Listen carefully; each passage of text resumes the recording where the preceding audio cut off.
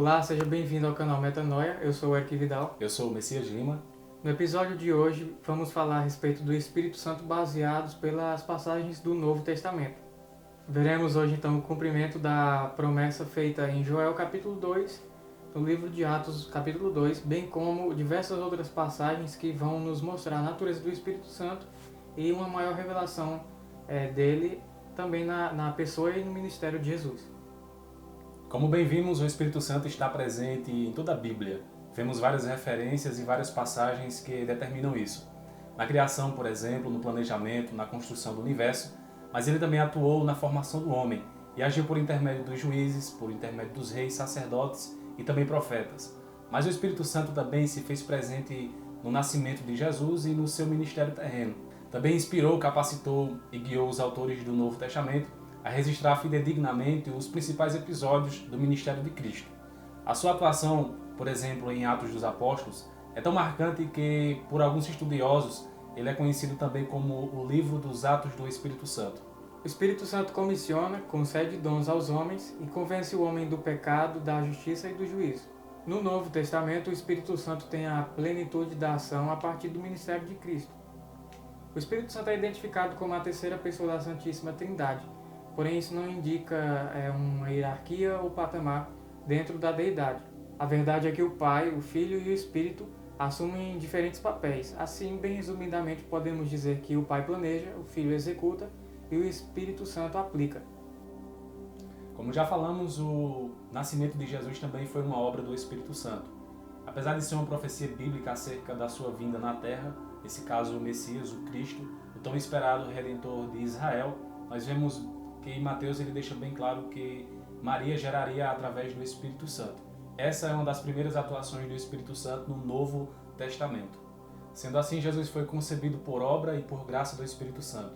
Logo após, vemos várias manifestações do Espírito Santo antes do Pentecoste. Por exemplo, João Batista, que foi o precursor de Jesus, a Bíblia fala em Lucas capítulo 1, versículo 15, que ele foi cheio desde o ventre da sua mãe. Isabel, também a mãe do profeta João Batista, foi cheia do Espírito Santo, lá em Lucas capítulo 1, versículo número 41. Zacarias também profetizou, cheio do Espírito Santo, e Simeão recebeu uma revelação acerca do nascimento de Jesus. Está escrito lá em Lucas capítulo 2, versículo 25 em diante. João Batista ele profetiza que Jesus batizaria no Espírito Santo. Essa é uma das referências mais fortes que nós temos na Bíblia Sagrada acerca desta vinda do Espírito Santo no Novo Testamento. Uma das atuações evidentes do Espírito Santo no Novo Testamento é no ato batismal de Jesus, onde a Bíblia fala em Lucas capítulo 3, versículo de número 22, que o Espírito Santo desceu em forma corpórea, como uma pomba sobre Jesus, e ali Deus manifestou as suas palavras falando que Jesus era o seu Filho amado, a qual ele se compraz. Diferente da manifestação do Espírito Santo no Antigo Testamento, que descia apenas em determinadas situações ou momentos na vida de alguns homens usados por Deus, nós vemos em João capítulo 3, versículo 34, que Jesus ele não tinha simplesmente a presença ou o poder ou a manifestação do Espírito Santo. Ele recebeu a virtude do Espírito Santo, não sob medida, mas de uma forma muito mais forte e muito mais evidente. Portanto, com a virtude do Espírito Santo, Jesus Cristo pôde expulsar demônios, pôde também curar enfermos e também ressuscitar. Foi também pelo Espírito que o próprio Jesus se ofereceu imaculado, como está escrito lá em Hebreus capítulo de número 9 e versículo de número 14.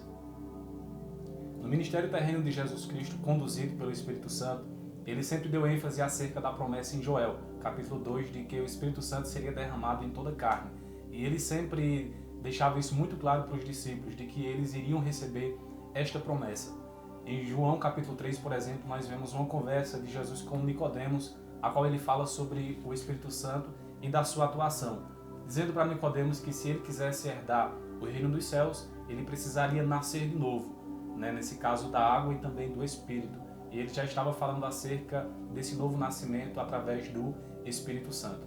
Nós vemos também em João capítulo 7, Jesus Cristo, na última festa dos judeus, ele está pregando no meio de uma grande multidão e ele fala para aquela multidão que ali estava, que se eles crescem nele, como diz as Sagradas Escrituras, rios de água viva fluiriam de dentro deles, de dentro para fora.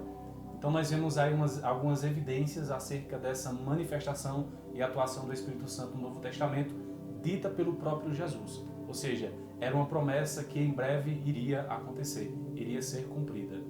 Em Atos, no capítulo 1, nós vemos que após a morte de Jesus, os discípulos já estavam, de certa forma, desanimados, com certeza desamparados, levando pelo lado humano, mas eles ainda estavam crendo na promessa. E Jesus Cristo, nos últimos dias que passou na terra com os discípulos, ele deixou bem claro que eles não se ausentassem de Jerusalém até que do alto eles fossem revestidos de poder. E finalmente chegou tal dia do cumprimento desta promessa, onde nós vemos em Atos dos Apóstolos, no capítulo 2. E ao completar-se o dia de Pentecoste, estavam todos reunidos num só lugar. De repente veio do céu um barulho, semelhante a um vento soprando muito forte, e esse som tomou conta de toda a casa onde estavam assentados. Então todos viram distribuídas entre eles línguas de fogo, e pousou uma sobre cada uma deles. E todas as pessoas ali reunidas ficaram cheias do Espírito Santo, e começaram a falar em outras línguas, de acordo com o poder que o Espírito lhes concedia que falassem. A partir desse episódio, os discípulos nunca mais seriam os mesmos. Pedro, logo após sair daquele local onde estavam reunidos, ele pôde pregar para uma multidão, e assim 3.000 pessoas foram batizadas naquele mesmo dia. Entendemos então que sem a direção, o comissionamento, a unção e a capacitação do Espírito Santo no corpo de Cristo, na igreja, nada poderia ser feito e não passaria apenas de um grupo que certamente fracassaria logo no seu início.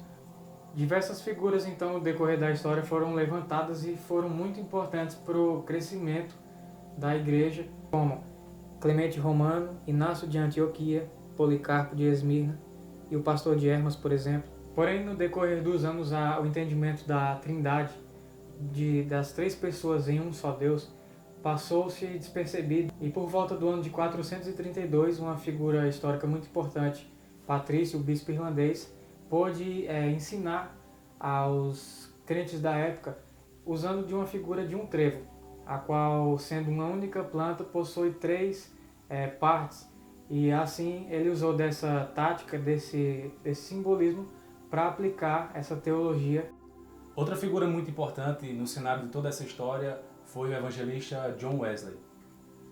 No dia 24 de maio de 1738, durante uma pequena reunião em Londres, enquanto eles ouviam a leitura de um antigo comentário escrito por Martinho Lutero, que foi o pai da Reforma Protestante, sobre a Carta aos Romanos, a história diz que John Wesley passou por uma experiência espiritual extraordinária, sentindo seu coração se aquecer. Através dessa experiência, ele experimentou grande confiança em Cristo e recebeu a segurança de que Deus havia perdoado os seus pecados. Ele foi um homem que foi uma grande influência, que foi muito usado pelo Espírito Santo, que se tornou influência também para os dias atuais. É muito clara a atividade do Espírito Santo no decorrer de toda a história, desde a igreja primitiva a também os primeiros reformadores, como também o avivamento, como nós conhecemos nos dias atuais, como o avivamento da Rua Azusa, que influenciou o movimento pentecostal. Após diversos avivamentos em várias nações, o avivamento também chegou à América do Sul através de dois missionários, Daniel Berg e Gunnar Wingren, na cidade de Belém do Pará. E eles então fundaram a Igreja Assembleia de Deus, da qual fazemos parte, e trouxe também influência a diversas outras denominações. E isso nos mostra que o que aconteceu lá em Atos capítulo 2 continua até hoje. E isso nós também cremos que um grande avivamento ainda vai chegar. Também cremos que não está tão longe disso acontecer. A igreja tem vivido avivamento já no decorrer de toda a história, mas nós cremos ainda que pela palavra um grande avivamento ainda vai nos atingir, vai nos alcançar, por crermos assim também que somos uma geração do arrebatamento. Então o Espírito Santo é que está preparando a igreja para esse momento glorioso que é o arrebatamento. Então a história já nos conta de tudo isso que já aconteceu, tanto os enlaces aí que corroboram com Joel capítulo 2, com Atos dos Apóstolos capítulo 2, e hoje todos aqueles que recebem Jesus como Salvador das suas vidas, que se entregam de fato e se tornam discípulos, passam até a oportunidade de vivenciar aquilo que os apóstolos vivenciaram, aquilo que os primeiros reformadores também vivenciaram. Então o Espírito Santo ele age hoje na Terra através da igreja. A igreja, que é uma instituição divina, instituída pelo próprio Senhor, ela está aqui na Terra e o Espírito Santo age através dela para alcançar vidas e também para propagar o reino. A própria pregação da palavra só de certa forma, desenvolvida no ministério eficaz também pelo poder do Espírito Santo. Pela essa ação divina do Espírito Santo aí ou seja, sem Ele nada poderemos fazer. Esperamos que você que está aí, talvez você tenha o seu coração ardendo por uma comunhão mais aprofundada com o Espírito Santo. Você possa buscar isso, que Deus possa estar te abençoando, te colocando nesse devido lugar, porque é pelo Espírito Santo que podemos conhecer a Deus. É Ele que nos leva a crer, a amar, a entender o Evangelho. E assim nós, como temos um só mediador entre Deus e os homens, que é Jesus, nós temos só um que nos pode ensinar e mostrar e revelar quem é Jesus, que é o Espírito Santo. Esperamos que o conteúdo desses 2 últimos vídeos tenha ajudado você tanto a esclarecer acerca da atuação do Espírito Santo no Antigo e no Novo Testamento, como também o ser do Espírito Santo, que é como nós vimos no decorrer dos vídeos, que muitos entendem como simplesmente uma força, uma atuação, né, uma energia, mas ele de fato é o próprio Deus, ele é uma pessoa. Ele age também como uma pessoa que tem sentimentos e que tem, de certa forma, vontades.